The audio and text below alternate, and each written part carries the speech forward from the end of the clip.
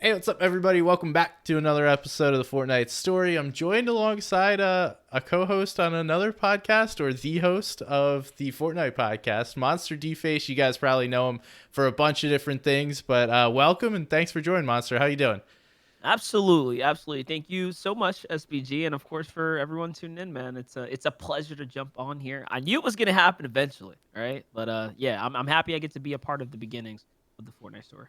Yeah, I'm happy to get you on here. And, we teased it. If you guys didn't listen, we had an awesome episode of the Fortnite podcast. Talked about a lot of things. I guess we can kind of just start right there. Like, what have you been up to? I know personally you got a lot of stuff going on, so I'd love to hear and have you share what's all going on. Yeah, I mean, oh man, the my world is a little crazy. Some of you guys may or may not know this, but I wear a lot of hats outside of just being a forward-facing talent member of the space. You know, when I'm not being Monster, basically on camera, I'm being just Javier and attending a lot of meetings. So yeah, dude, just running the practice server full time as a production and administration company. So what's on the menu right now? We're closing a really, really big deal.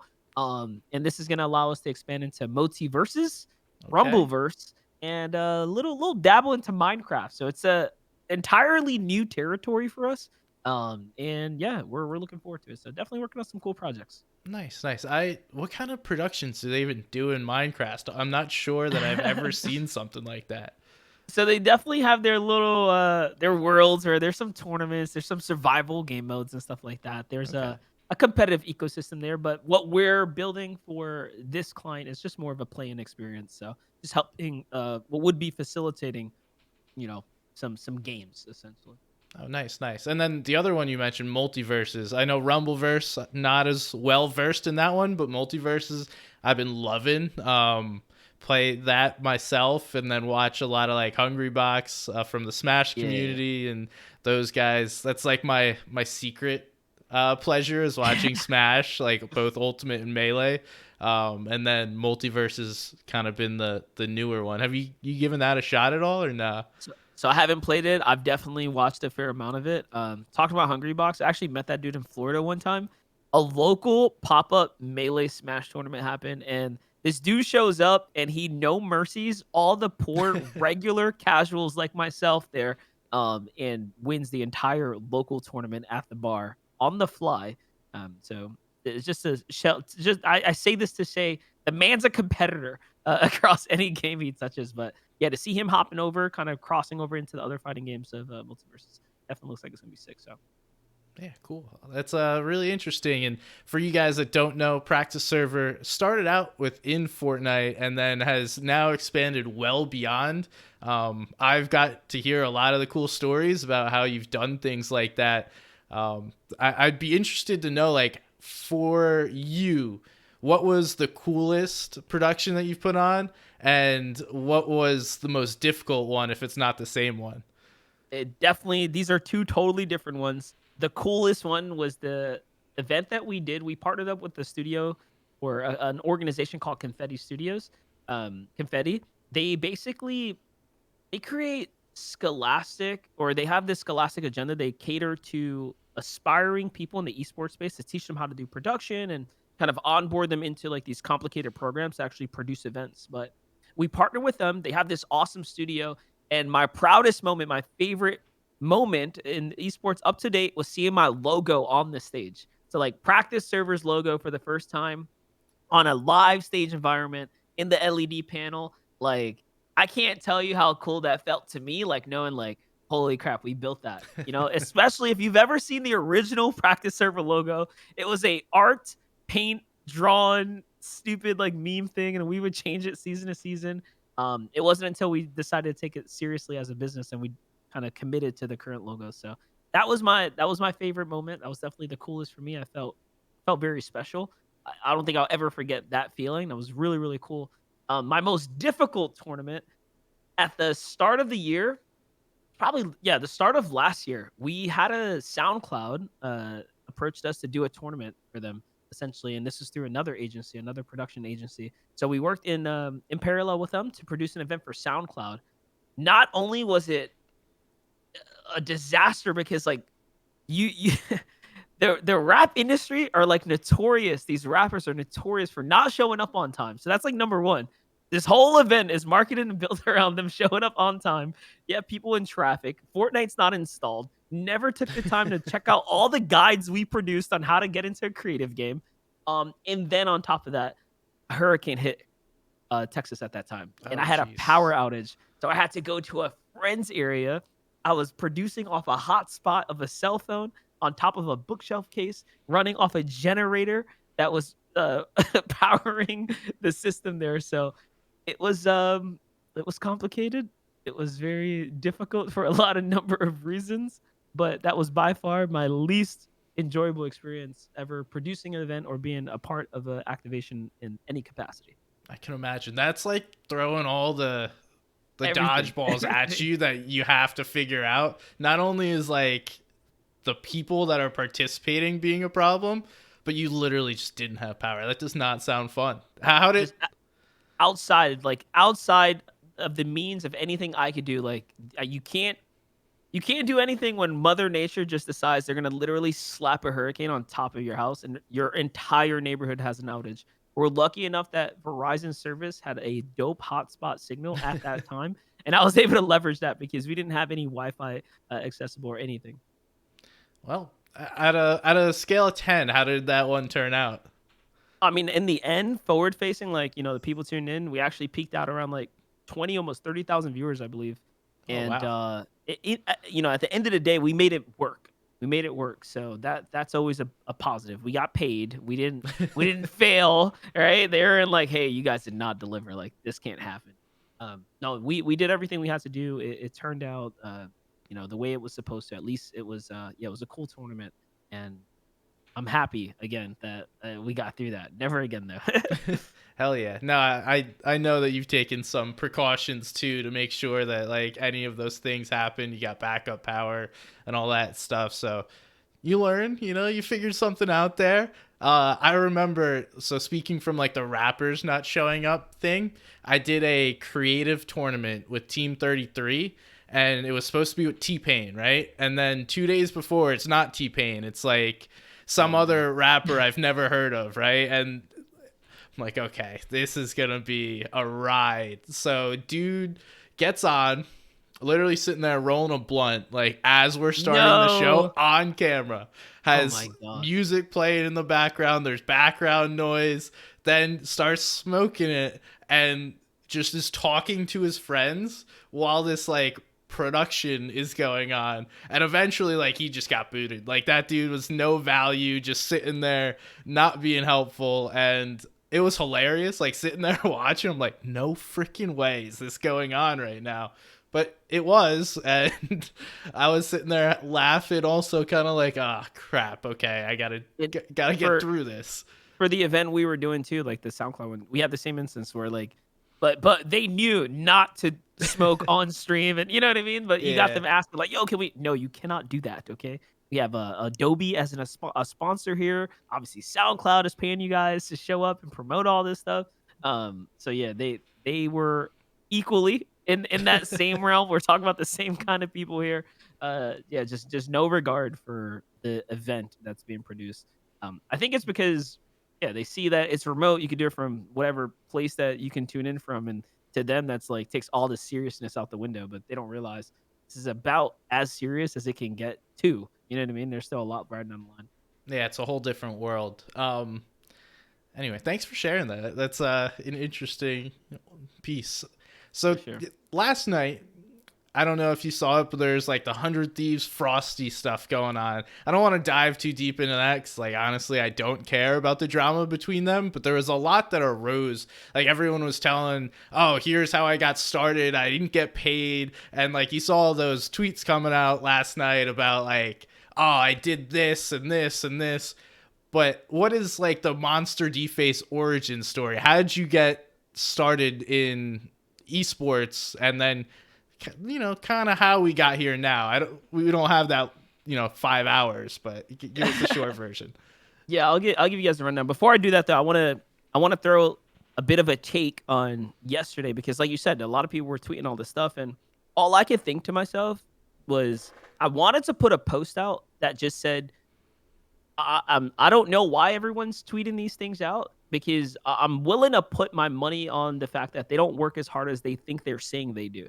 I was just seeing a lot of people that are like not in the positions, you know what I mean, to be kind Yeah, of yeah, tooting yeah. up the horn, talking about I did this, I did that, and I'm just thinking to myself like, but you don't really do anything. Let's be honest here. You're still not really doing much. But anyways, neither here nor there. I didn't want to pick a fight with those guys yesterday. I pick and choose my battles, but let's Smart. get to let's get to yeah, where I began. So, I mean, I'm approaching my 10th year in the industry. That'll actually come in December of basically end of December. I think my first stream was December 12th of Congrats on that, by the 2012. way. That 10 years in 2012. this space, that's very impressive. 10 years in a space, man. So that'll be coming up this December.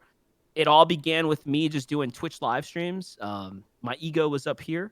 Yeah, I kid you not. I saw Summit do a stream. He was playing DayZ, and I thought to myself, and I love Summit. I love what he's built. But it's all I could think to myself was that if this old man can do this, I can too. I kid you not. That was my that was my perspective. And at that point, I decided, you know what? I'm gonna capture my gameplay and I'm gonna do it myself. So that's where it began. I learned very quickly it's not that easy. So years of and years of working hard. To this day, I don't average what Summit's managed to build. Not even close. But that just shows you the how difficult it is, even with all the time I've put in. So went from playing games to then producing content and understanding the value of YouTube and how YouTube content in particular lives forever. Like so that was really cool. So once that kind of clicked in my brain, I really started focusing on, hey, I don't ever really want to have a big Twitch channel. That's cool, but if I could have a big YouTube channel, to me that just felt like it felt more important. So I put more effort into that, and that helped me learn so much more about learning platforms and how to work platforms and how to create content for platforms. So that was like a real changing and a turning point for me. From YouTube, tutorial content, news content has always been my niche. That sort of led me down an avenue to like be a caster. It's almost like a shoe in for an analyst because you're kind of doing it anyways. You're teaching people. So Fortnite's the first game that I really had a chance and opportunity to cast at a professional level. And I think Epic for that because they took someone who was passionate about the game and the community and taught them how to be a professional on camera, which most instances it doesn't really work like that. You usually get the professional, you say, "Hey, here's the content, talk about it," and then you learn about the game. But in this instance, it went backwards. So from 4 years ago, when Fortnite was released, essentially, I became one of the casters early on, early December. Um, and that led me to launching our business because I figured, well, if they could pay me all this money and hire me, why can't I do it myself? And I started learning the long course that it took to learn how to do what we do today. Okay, that was actually much shorter than I expected, but thank you for sharing that. Um, I mean, I and could go into details. I could tell you it, about how I met some people. we'll Let get me there. know. We'll get there. Don't worry, because you made it seem like a lot more simple, and I've heard some of these and like the effort, the time that's been put in. I wanted everyone listening to. It was not easy. Monster said that at first, but it's not any kind of simple plan. I mean, I just to start off, I 100% agree about like the YouTube thing. I love YouTube as opposed to streaming. I started off in this space of like, I want to play video games for a living and I just want to stream every day. And like that was my goal at first. And now that I've kind of tried a bunch of different things, I wouldn't say successful in everything. I've succeeded in certain areas, but I wouldn't call myself successful all around. I don't want to be a Twitch streamer. Like to me, that's the worst position in this entire space, and unless you enjoy it, and like that's just not something that I enjoy. And I want to jump on that because I put like 7 years of streaming like full time. I was doing it. Actually, yeah, I want to say 7 years because the last 2 years I've slowly exited out of being a day to day live streamer. And again, all of it is of course very intentional. I've been deliberate with the course of career path I've taken up until now. But I agree with you. Live streaming, I've been at the top of what live streaming has to offer. Big subscriber counts, thousands of viewers. I mean, shoot, I have hundreds of thousands of followers on Twitch. I don't know how many channels have even hit that. It's probably very, very few. Um, So with that being said, it can be very draining, can be very taxing trying to succeed in that space, in particular. And I've done it across, and this is something that's another accolade of mine. I've done it across multiple game titles. People don't realize how difficult it is to literally build this entire foundation. It's like building a house in one state, and you have to tear it down and build a whole new house in a completely different state. It takes everything from beginning, from scratch, new material, new time invested just to get to something that's worth living in, if you will. It takes time. So like building communities in different games and stuff is the same thing. So I've done it across many different titles. Obviously, Fortnite being my latest, longest stretch of a game I'm committed to. But yeah, Yeah, former Clash of Clans superstar too. Clash of Uh, Clans. I did Counter Strike, DayZ, H1Z1. Like it just kind of wriggled my way into the BR community, and then Fortnite. yeah, streaming's tough. I think everyone sees it and is like, dude, that's the easiest job in the world. And then once you actually try it and try to become a successful like full-time streamer, like it's 8-hour days for the most part. Then Minimal. it's thinking about whatever is going on after that 8 hours. Then you're probably posting somewhere else, and unless you have somebody helping you out, which most people don't at first, there's the editing, the posting, all that stuff that goes on afterwards. So I personally, I love being a caster, like just that being a career would be the best possible scenario for me. For me, for you, you've obviously taken on like multiple different paths, right? You run a business. Not only do you run practice server, but I believe you're also the CEO of like did Movement Digital, Movement right? Digital. Mhm. So in editing, kind of like full package platform, whatever someone needs as far as like video or graphic solutions, like you guys provide over there. And then you still do the casting, you do the podcast. We've missed a little bit of the YouTube content, but you've said that might be coming back. You got any plans there? Yeah, so recently from the proc side, we started investing in just having writers create like cool content. It's just one of those things where when I look at a brand or when I look at our brand, I look at like what I want to leave behind. I look at writing and articles and things like that also as like a form of timeless media. Podcasting, YouTube, written articles. You probably hear thunder out there, so if everything cuts off, you know No, why. you're good. Okay, well, it's definitely loud. It's shaking the room. But yeah, so with all that, I lean into timeless media avenues. Those are the avenues I like to build in. And because of that, because I've continued to find a value in those areas, different levels of value in those areas, that's where I've been focusing in. So I've been taking that kind of content and now I want to, I just want to create YouTube content off of it because why not? Like, I love to still create. I mean, obviously, there's a reason why I jump on any podcast opportunity. I love creating our podcast stuff. And I mean, even yesterday, I dropped a video talking about the nade shot and frosting. Like, it was a small video, it's a little 2 minute video, but it's because I have the urge to create all the time. And that was just one of those moments. I literally finished a G4 TV full show, 4 hours of casting. You know what it's like. Most times you're done, you're like, yeah, I'm done for the night. Yeah, But I you're was like, I had toasted. the urge to create. You know what I mean? And that really kind of proved to me, almost validating to me, like, yeah, I still love to create. So much, in fact, that when it was all done, I was like, dude, I got to drop a video real quick because I just got to get my perspective out. Well, and not only is it creation, a lot of what you put out on YouTube is almost mentorship, or not YouTube, Twitter is mentorship like, right? You're one of the more senior figures within the space, and I would argue probably one of the best role models within Fortnite, especially because it seems like a lot of the first generation of quality role models is past the game and moved on. Now it's that like second tier or second line of role models. I don't think second tier is the right word.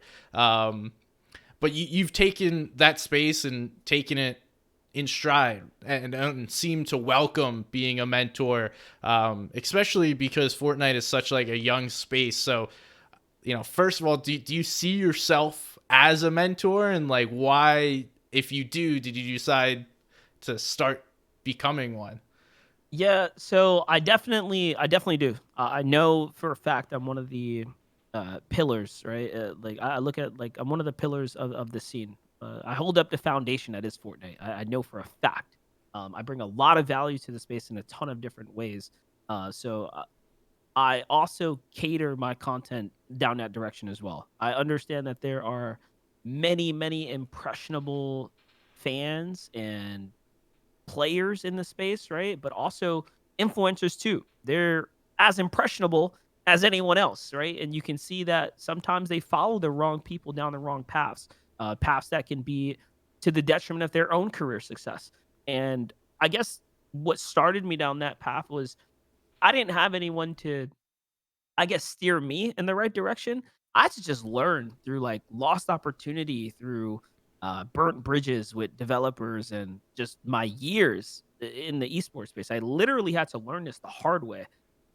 So as those lessons came to me, I started realizing that they were lessons learned, and I began sharing that outwards with my following. And I like the way that felt. I love the way it looks on the brand, and it's brought me opportunity too. So like, there's a lot of reasons as to why I continued down that mentorship route.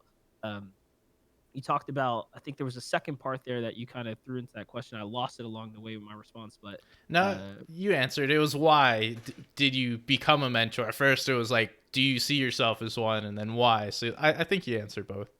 yeah, for sure. So the why is definitely in there. I mean, again, I like the way it makes me feel knowing that I'm helping others along the way with with their paths, and I just feel like, yeah, there's a lot of lessons I've learned along the way that I could help people save time or headache, or maybe just take advantage of this very special opportunity they've found themselves in, because it's not easy to you know, basically you hit the gold here if you got yourself a following, but you know, you don't wanna dry that vein dry, essentially, right? You wanna continue to find more success and more gems along the way. So try to help people do that. Yeah, it's very important, and like I know you said it helps you, but inherently you helping other people, it makes you feel good, and it long term those are things that are more sustainable than things you don't want to do. So if like you didn't enjoy it, it would be worse.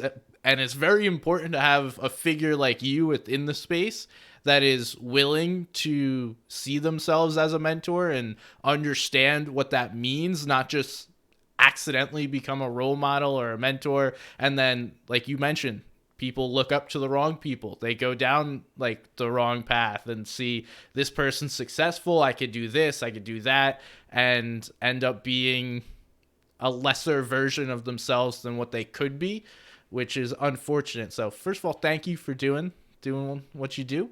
Yeah. Um, and I was thinking the other day, I was trying to figure out like who are the current role models within Fortnite, and like I just couldn't really think of anyone. Maybe it's just me, but like who There's else? there's a couple. I mean, I and so role model is, there's a certain level of perception, I think, around that word, right? Maybe I can fit that word more closely than others. But there are still other influential people in our space that provide value in a positive way. So maybe role model doesn't quite fit some of the other people that come to mind for me when Fair I think enough. of the word role model, but there are other people that provide positive value to the space. And as long as we have some of that, I mean, at least we have some of that, right? You have to be, I guess, grateful and thankful for those people that put in that level of effort. But yeah, I mean, like, just to kind of touch more on it, when we use this word and we talk about like role models, it's not just like, I'm helping players not tweet those things, or maybe, hey, don't say those things, but it also comes down to, finding talent in the space, showing people there's career opportunities, whether that be on camera, whether that be off camera, um, and also just helping people just navigate what could be like difficult things for people to understand, like some of the professional side, agreements, contracts, how to negotiate their value, and providing value for people in the sense like bringing activations to this entire ecosystem. So there's a lot of ways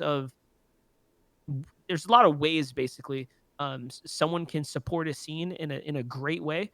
And I like to say that I think I do them in all different types of ways. I try to do them in every way possible. If I think there's a form of value to be had there, I'll pursue those things. And I don't mean to keep feeding your ego here, but you've definitely helped me out along the way. So, like the different things as far as just You understanding. feed it. Nah, I'm playing. All I'm right, playing. no, we're done. We're done. No, but just understanding like what it means to be a talent member, because I came probably 2-3 years after you into this space, and it's not something that you can just Google of like how does this work, or how do you get paid even, and like what do contracts look like, what is a normal looking talent member contract versus like this person's trying to screw you, be careful of this. So that kind of stuff is valuable, and there's a number of people I think you've helped along the way, and I hope you realize that and keep doing that because it's super important. So uh yeah, that's all I got on that spot. But Yeah, and I was just gonna say it's definitely not gonna end. Like I said, this is something that I enjoy doing. I think if I can go back in time and redo maybe the route of which my content creation and my path went down, I would have totally done a lot of things differently. And every time I see someone in maybe a position like that I may have been in, or they can again just capitalize on that. That's where I really come in and spring into action, where I'm like, oh yeah, let me help this guy out, or let me share this. Maybe someone can find value in this message today. So yeah, I get in my moods. Just depends where I'm at. Again, I wear so many hats. It really just depends where I'm at. It's probably also to my detriment. I do so many things. I don't quite specialize in one field. But anyways, neither here nor there. yeah, I mean, some people could see that as positive or maybe a negative too, but it just depends on the weather and type of day. I would like to learn a little more about the talent hat as far as you as a caster. You told an interesting story when we were in Denmark about, I think it was when you met Golden Boy doing like one of your first, if not your first Fortnite tournament. Um, am I remembering that right? Uh, there's definitely a story there. I can pick that one up. So my first ever Fortnite activation was basically I was hired as a player to come out, and that's where I met Golden Boy. It was at the PlayStation Experience. I think sometime around early 2013, um, possibly the end of 2012. Sorry, not 2013. Excuse me. The first year of Fortnite, probably 2017, December of 2017, if not the end of 2018. Um, but I had a chance to, at some point or another, alleviate one of the casters from the desk. I think it was Zeke or someone he wanted a break. And they were just like, hey, anyone want to jump up on here and, and cast a couple games to basically fill the air? Because we had a live audience there. And I nominated myself. I was like, yeah, sure. Like, I'm already doing YouTube and stuff. It's the reason they brought me out here is because I think I had broke my first 100K. I was closing in on it. So I was already kind of like, I was on this nice little momentum train I was riding. And I cast alongside Golden Boy, and I didn't even realize who I was sitting next to at the time. This man has again hit the peak of what is there to offer in the esports space and beyond, getting into more of the mainstream stuff and opportunities. So, um, sitting down, casting with him, he saw something in me, and he recognized that yeah, I had my own voice, my own style, my own tone, and he offered me an opportunity to do it with him again. He's like, dude, I think you could do this. Yo, we should try it again, and that's exactly what happened. The next time he had a chance to cast in Fortnite, he was basically like, "Yo, get me that Puerto Rican kid. I want that guy." He didn't even know my name at the time. I'm pretty sure he couldn't recall it, but they were like, "Monster." He was like, "That's him. Like, give me MonsterDface." So that's when he and I began casting together, kind of early on. It's an awesome story. I did It's remember that definitely it's right. definitely a fun one. Yeah. Yeah, I'm glad. And it's cool to share those things because, without those opportunities, they're just random. You never know when that random opportunity is gonna come, but you took advantage of it and just continued to run with it. Now I would argue you're like a staple on the Fortnite broadcast. One broadcast without Monster would be one without a big piece. Like you and Shia are kind of the last remaining people, and Zeke as well, but he's a host, so a little bit different. You know, hear him as much as you hear you two. It's interesting to see the development of it, and like you guys be able to stick around, and not only stick around, but I'd argue both of you have gotten immensely better since you've started putting time into the craft and figuring out how to get better. So from your perspective, how have you improved, and is there certain things that you've done to help you get better at this? Like if someone's trying to become an up and coming caster or something along those lines, like what did that path look like for you? So I'll put the lens on from a bit of a different perspective now that I'm someone who also scouts for talent, right? Because I'm actively looking for people to also be a part of my activations that I'm putting on. This kind of goes both ways. I like to apply these things, but I like to look for these things as well. Um, Tone. Love it when someone is not afraid to sound like themselves and really be themselves. And when I say be themselves, I'm talking everything down to personality, to the goofiness, to again, whatever it is that just kind of separates you as a unique human, like a person. My least favorite thing is when someone tries to put on someone else's persona or a particular persona, because I don't think there's a lot of space for that when it comes down to being an on-camera talent. Your time on camera is so limited, that you really have to know how to take advantage of those moments and just be yourself, so that way you are also memorable as a part of the activation opportunity. So that's probably the biggest thing. And like I said, I apply that to myself because that was something that throughout the years I had to find about myself. Like, I had this very, very thick New York accent when I first began. And even now, there's certain words I just pronounce funny. It's Yeah, just it the way comes it out sounds. sometimes. I can't help it, but I've learned to embrace those things, right? And for the longest times, I was kind of shying away because I was just trying to fit in. Like, how do I sound like a caster? What does this mean? And then I realized, well, I literally am the caster. I just make the sound. This is the sound. That's it. This is what you're getting. And after kind of unlocking that little bit of realization in my own brain, I became to find more of my own, again, style, tone, delivery, cadence, the punchiness, I keep it relatively serious for the most part. I like to keep it to the show, but I like to crack in those moments of, hey, let's break the script a little bit. It's okay to also, again, sprinkle in a little bit of that flair, that flavor that you don't know what you're gonna get when you get these guys on a mic. So I always try to approach with that. And then also I don't want to sound like anyone else. So if the cool word is box like a fish, I don't use that phrase. Very, very seldomly will use the cool phrase. Instead, I want to pioneer what comes next. I want to sound different. I want it to keep it sounding fresh for everyone. So if there's someone out there who's doing those things, who's kind of breaking the script, having fun with it, and doing it in their own way, that's obviously within the means of being a professional. Those are the guys I'm going to look for, and those are the guys I'm going to try to help develop. Definitely, definitely. Those are some things I've struggled with myself, right? Is at first you're trying to be like the next X person, right? And then you realize trying to be the next X person, like whoever it may be, say I was trying to be the next monster or whatever, that winds up hindering your career more than it does helping. For a brief period of time, it may help you because you'll pick up things that someone does well, or you'll continue to improve because you're looking up to someone that does a good job. But over time, you lose your own identity, and that's something I've struggled with, is trying to find how I fit in this space. And we'll still keep working on it, but it is definitely one of the more difficult parts because the game, the talking, it comes easy, and then all that extra stuff that makes you, um, and trying to fit that into a broadcast without sounding like a jackass. That Yeah, is like the that the is the hard part. difficult thing. Yeah, That literally is the hard part. But when you figure it out, that's what makes each of those talent members memorable, right? Like, what Zeke is gonna bring to the table. He could do the Fortnite, he could do the talking, he could do the show hosting. But that little bit of Zeke is why you're like, this guy's good. That little bit of Shio, that guy's good.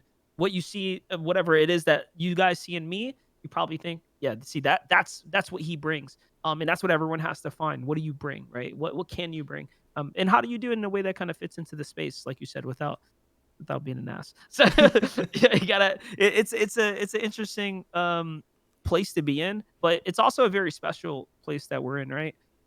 We're in one of the most unique opportunities that'll ever arise, like ever in the history. As it's unfolding right now, we are living in what will be the history of esports. This is only the beginning. We are here as it's starting to become more mainstream. We are here as the advertisements are trying to figure out how they fit in this space. And when people start to look at the story of Fortnite, because this game's not going anywhere, we will be along that timeline of, yeah, people that were a part of these very special times of Fortnite's growth and development, even in esports. So I think there's a lot at play here as far as impact goes that is well beyond just us and the game that we're a part of, but it's more like, yeah, I guess the history that we're being a part of too is really cool. It's hard thinking about that in the moment, but I'm sure at some point, we're all going to go back and be like, wow, I really got to do that, And like I've had those moments, especially after my first FNCS, like on the broadcast, I was like, no freaking way did I actually get to do that. It's Yeah. like, there is thousands of people watching. There's probably thousands of people who think and want to do what I just did. And I, for some reason, got chosen. I mean, like, there's only so much I can do, so much in my control. But it's really cool, man. And I think the first time I realized that was like a Sancho West post. He posted Mm. something of like, I forget who it was. It was an EU FNCS. I think it was Kuriachi when they won FNCS. And he was like, knowing that I got to call this was a super special moment after the fact. And that's something that's now remained with me. And you bringing all that up kind of just, rustles the feathers there of Yeah. all that in my mind. It's one of those things like I genuinely feel like that almost after every show because like I come from a very humble upbringing to say the least, fresh out the Bronx, New York City, the slums as bottom of the barrel it can get. Literally have dealt with homelessness growing up, my family having to go shelter to shelter. So that's my upbringing. It's about as tough as it can get. And to overcome that, to get to a point to where I'm my own entrepreneur, I'm taking care of myself. I've gone up the stepping stones of life literally from as low as it can come. Um and I don't take any opportunity for granted. I don't take my position for granted. And I think all of those little things kind of compound into um, who I am today, why I do what I do today, and why I will continue to do what I do. And it's really a lot has to do with, yeah, dude, I don't ever want to go back to where I was, when I was just 20 years old. That's 10 years ago, right? So really not that long ago. Um, I've managed to accomplish so much, and that's why I give back so much as I continue to kind of work my way up in this space. And I think that's equally important, building that network of friends that are equally successful. Like to me, the perfect world is we're all at the top. We are all bringing so much value to each other that we can do cool stuff with one another in ways that just are undreamable, unthinkable. Like, how do we get here to be able to connect these dots, marry these two different, functions that we're working on and still deliver something dope? So yeah, continuing to find ways to bring value and bring people up along with me is definitely the goal. Yeah, it's been cool to get to know you and Panda on like just chatting on a regular basis is something I really enjoy. Like outside of the podcast, we probably It's talk after the more. podcast. Yeah. Yeah. The post Fortnite The podcast is post like play. longer than the actual hour long podcast. And it's just fun to get to speak with people that have similar goals and desires in life and enjoy doing what they do, so they put in effort. That was one of the coolest things about getting to go to the studio in Denmark is being surrounded by a lot of people who just want to do a really freaking good job, because I've had a number of jobs in my life and never before had all of my coworkers actually want to be there and then actually want to do a good job. A lot of times you go work a job. I mean, even me, I didn't like any of my previous jobs. There were some I enjoyed more than others, but if I look back at it now, it's like, ah, shit, I didn't want to go here every day, but doing the broadcast, doing this kind of work, like just even this podcast is something I look forward to. And having a career where I get to do those things is incredible. And having the people surrounding me is what makes it even better than simply just getting to do a job. Yeah, no, I mean, I absolutely agree. The sentiment is there, and like you said, we've definitely had many, many times to talk off air and just really be honest about different topics and different situations. But at the end of the day, I'm sure you can attest to like, yeah, who I am right now is still who I am off camera. Like, I want to work hard, I want to do dope stuff, and I want to continue to push the limits and boundaries of everyone around me. Like, I mean, even this podcast, I try to support you in every way possible. Thank you. Because I think it's good for you. I think it's great for the space.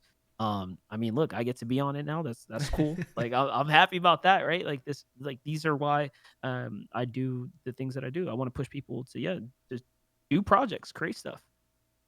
So talking about doing what you do, we just had the FNCS Invitational tickets released. I don't think you're gonna have to be buying a ticket. Hopefully not for everyone else's sake. But I'd love to get your thoughts on how you feel about Fortnite returning to a LAN environment, having it be like an in-person event for the first time, actually hosted by Fortnite since World Cup. I mean, I know we had DreamHacks, but that's different. When you have to bring your own computer, when there's thousands of people. This is an invitational. This is the best of the best. Like, just give me your raw thoughts on what we have coming up. I mean, listen, I'm all about it for a lot of different reasons. I think to start with your question, Fortnite coming back to LAN, yes, yes, yes, and yes again. Some of my most memorable moments clearly was in stadium, being a part of those electrifying moments, where you quite just literally have a front row seat to someone's life changing, and you know it's happening right before your eyes. Like all these cool things like that. It's so special. Even the small events like doing PAX South, me and Bala, and what felt like a very intimate corner of the venue was still so dope because you had all the parents there, family members, people that were just little fans of Fortnite, and having that opportunity to talk to those guys, it was still as special as any other stage because you know that the players there, they're experiencing something that is just very, very cool. So all about that. FNCS invitation. I mean, as a whole, the roster is looking crazy. Like this is what I want to see. Would I have done it differently? For sure. Early on, I would have told everyone what was at stake, depending on how well you played in the previous FNCSs. If it were me, I would have made that abundantly clear as all FNCSs, and hopefully for 2023 will equal a means to making it to an invitational at some point or another at the end of the year. I think that needs to be abundantly clear. But I get it, logistically speaking, and we got Epic skirting around the bush here, playing and dabbling. Maybe they got their hands in the fire, right? Don't get too close. They don't want to get burnt. So we're trying to warm up to the occasion. Um, Good they announced the crowd being able to be in attendance, and I mean, look at the socials. We got 3 tweets promoting buying tickets. I'll take that. Man, That's more. two That's days. more than I expected. Yeah, within 2 days, way more than what I expected. So, we're off to a great start, and we have quite some time before we get to November. So let's see. Right now we got the momentum. Will they keep it up? We'll find out. Yeah, we're about 2.5 full months away from that event taking place. So it's in my backyard, which I'm super happy about. Everyone gets to come to Raleigh. It's going to be an awesome place. It's not, the biggest city, but it's a perfect size city, if you ask me. That's why I live here. That's why I've stayed here. You get everything, all the benefits of living in a city without a lot of the downsides. So hopefully it goes well. I would love to see more events come here, especially since Epic's based like 20 minutes or so away from the venue. I love that we're getting a crowd. I was a little nervous about that, if I'm being honest with you. I I knew there's no way you bring that many players to one spot and you don't expect fans to want to attend in some capacity, right? Like just looking at the names, even if it's family of all the play, like there's no way you don't allow it to happen. It has to happen. Yeah, I figured at some capacity there would be. I didn't know. I mean, granted, we still have no idea how many fans are going to be there, and I believe each player gets like one chaperone and 2 invites is what I've seen. So it's like 3 people per player. There's about 130, 140 players. But I don't think the backup players get the extra people. So, Interesting. let's say it's like 300 total. of like player people that join them. And then, I mean, I have no idea, but I would expect maybe a few thousand, hopefully, like I think two so. I think we ish. would. I think we would.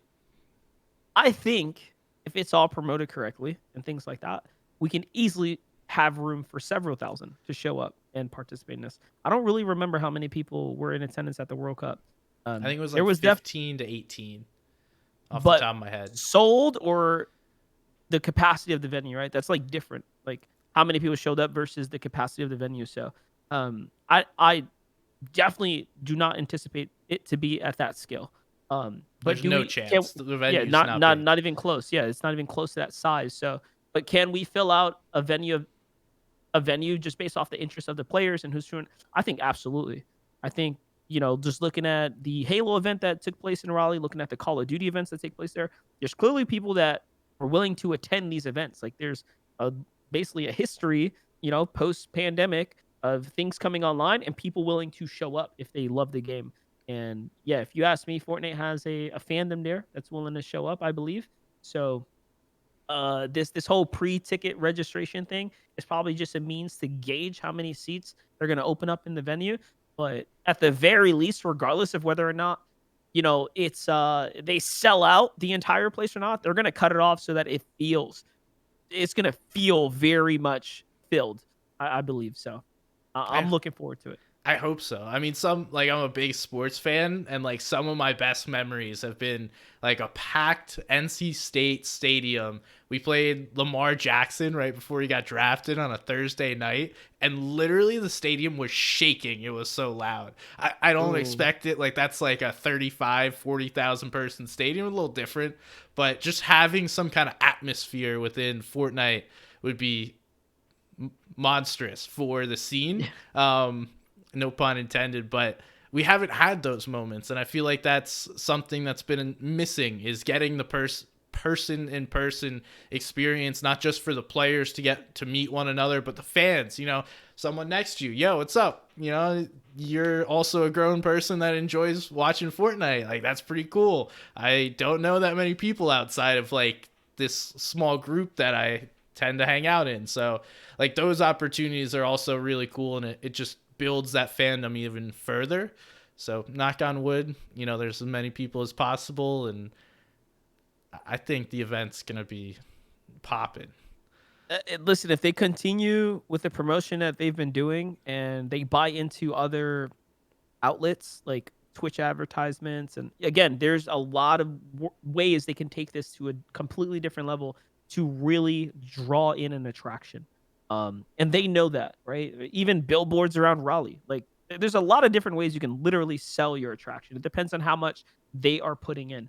So far, we're seeing them use their personal medias just fine. Like I said, 3 tweets in 24 hours, way more messaging that I would have expected this early. We were just talking about For real. activity on their social channel not being great. Maybe someone heard us. I don't know. Right? Like it only takes one person to decide, hey, I'm just gonna push a little bit more messaging. Sure, let's try it. So it's things like that. We're off to a great start. We're off to a hot start.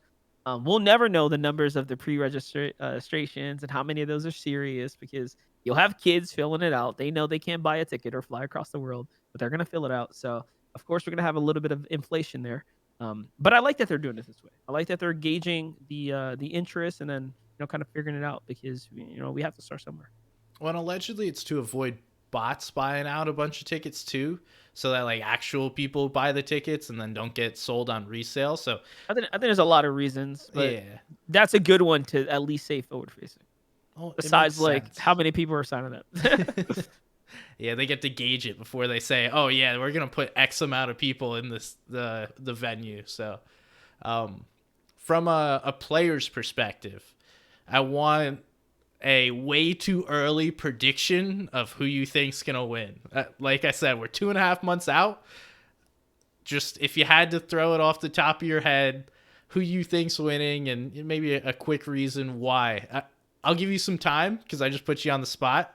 Well, I Unless you're was I was ready. trying to go back. I was trying to go back in my message history on Twitter in particular because I believe I put something out, but I might have deleted it. But The player that I was actually and genuinely am most interested in is Boog and Miro.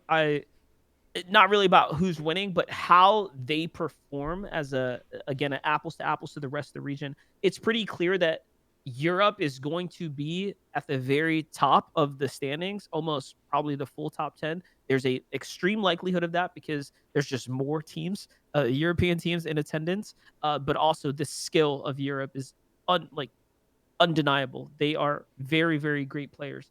So with that being said, that's what I'm probably most interested in is how our Buga and Mira, whom I view to be like one of the best teams in our region as far as consistency goes, pairs up against everyone else that's coming in attendance.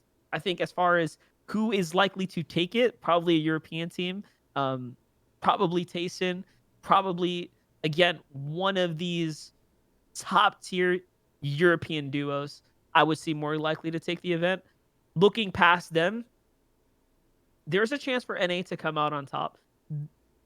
If it is gonna happen, I genuinely think it might be Epic Whale and one of the West boys. Okay. I've gotten to see them play in person at DreamHack Dallas, one of the few again recent activations that I've been able to attend that's been in person. And watching Reet from over the shoulder, watching Snacky from over the shoulder, watching Epic Whale from over the shoulder, these guys are cold. They are stone cold players and they are very good. And I'm talking with the lag, with all the environmental factors that come into play, people banging the table and you're sitting on that same flimsy table. Like Epic Whale, he didn't flinch. Snacky doesn't flinch. You know, when they get eliminated, they're not tilting off of their tournament performance. It's very interesting.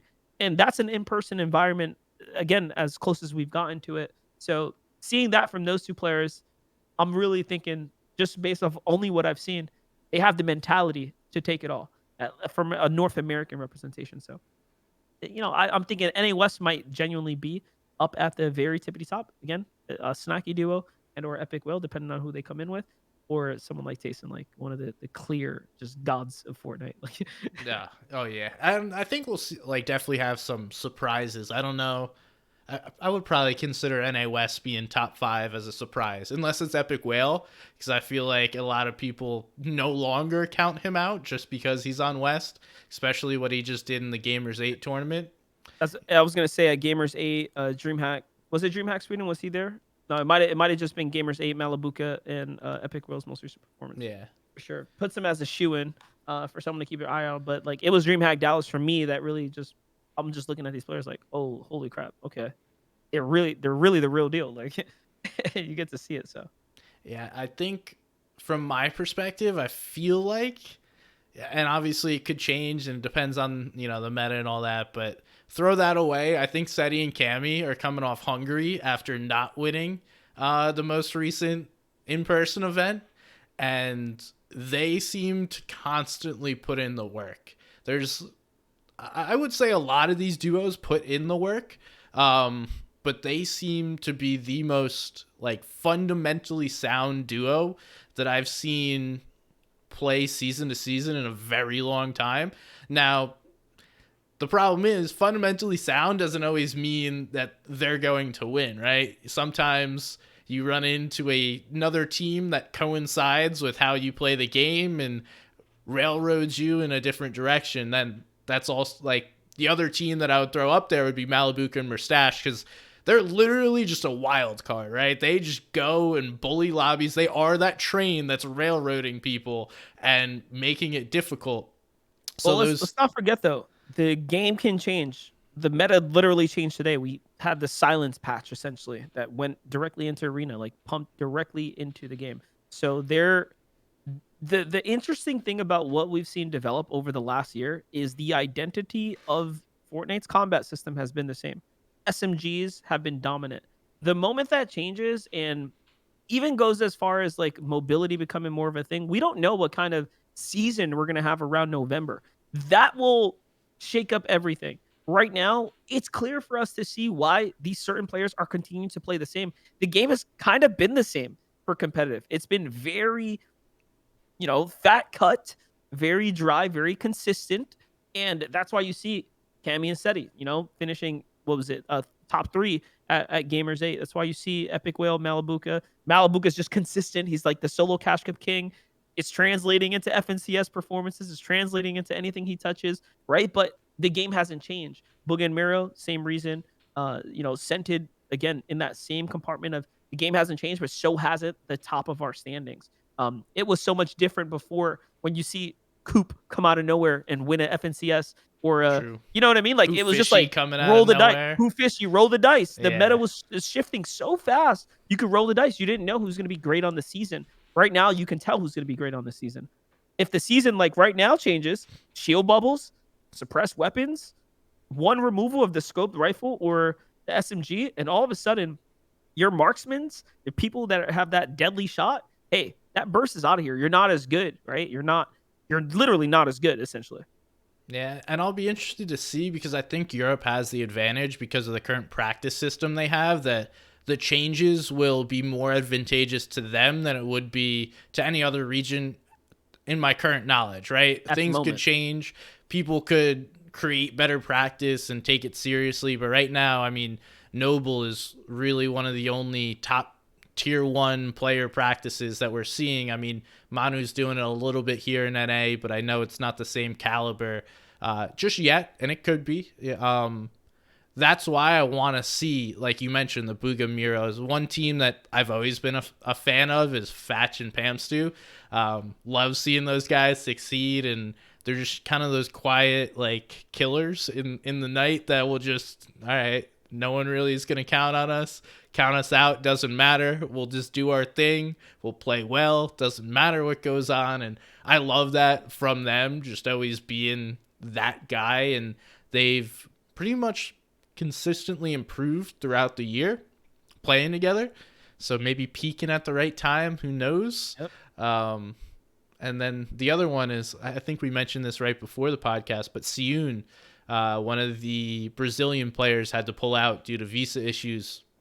I think he was playing with King. He was an invite of King, so King now is going to have to choose from some of the backup players, which kind of sucks. Would have loved to see those two play together. Your first option, right? You don't want to play with a secondary option. Nonetheless, King is interesting too. People don't realize that King is still at the pretty much the top of his game. Granted, again, I think you have like Rusty 9K on Brazil and a couple others who have just been kind of taken the crown as far as like the crown, excuse me, as far as winning those FNCSs and like being consistently there. But King was invited to that NRG in-person Zone Wars tournament, and the dude is nasty. And that was in person, and he wins that whole thing against some of the best our region has to offer. You had representation from OCE there, Brazil, NA. It was a mini international tournament only based around Zone War, and Zone War is a direct simulation, if you will, of Endgame or in like box fights and stuff like that. So it was definitely pretty cool. And King's great on land. You saw what he did at World Cup. That was the reason he popped off. He did not leave by any means. He only became literally the staple of Brazil, and then shows up to one of the first in-person activations, that box fight tournament, and takes that. So you can't count him out to be on land and just ruin players' tournaments. If there's nothing else he does, is he's going to be at the top of the standings for eliminations, and he's going to ruin players' tournaments, like literally.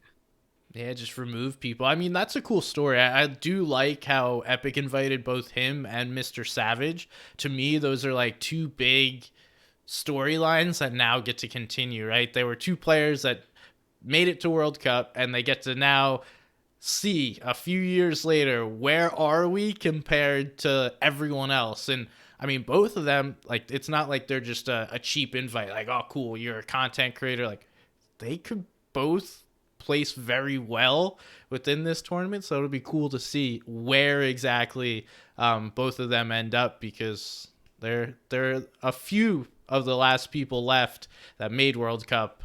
And Savage has a great track record of playing well in private lobbies, like finals lobbies. Like, so he does have a solid track record of playing well. If things go in his favor, he won't miss the opportunity to capitalize on an opportunity, if you will. So he will capitalize on every opportunity that's given to him. If he gets zone favor, it, that's it. Like it's literally just so happens to be his day. That's all you need. Like a little bit of luck too. People forget that in Fortnite, these players take that very, very far. That half in, half out is not to be underestimated. There are people that have won tournaments because they pulled three of those, or like they found launch pads, or whatever. Like that difference maker is sometimes all you need to be as consistent as you need to be the best team on any given tournament day. Yeah, I liken that to being like a one of the best pitchers in the MLB. You know, the best pitchers in the league are the ones that can, in this example, win games when they don't get fifth zone, right? So when you're having a bad day, how good are you to overcome those things? So, like you mentioned, it'll be cool to see who is able to shift things around and make it happen. Because it's not always going to pull your way. And if it does, call yourself Boogan, you're chilling. Yep, exactly. The little bit of marketability, as we like to call it, in the in the scene.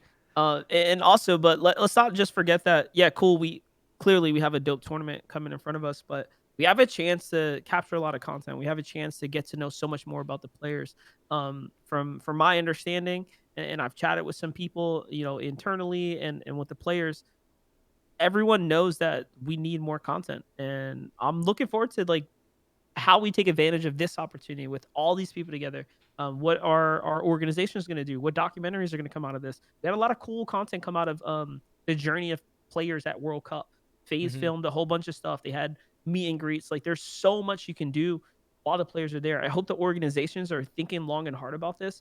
And if they're not, I mean, get to it, right? Like there's a real chance here where you have all these guys coming together. And this is where for a lot of people their story will begin.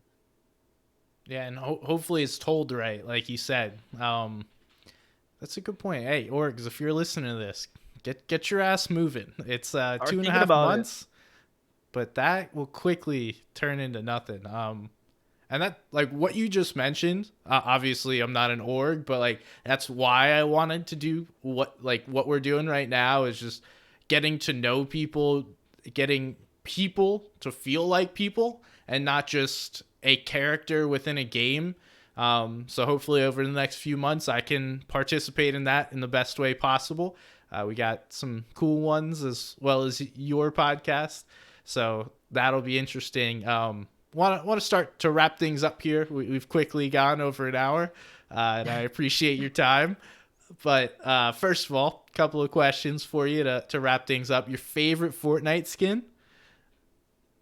Oh, my favorite Fortnite skin. Who do I wear the most? Like when I'm playing on my free time, I'm a minimalist. I go to a lot of the like I guess the default esque style reskins. Okay. Um, but if I'm gonna choose one that's like my identity, I rock like the technique or the abstract, which are the two graffiti skins. So I try to stay on brand with those.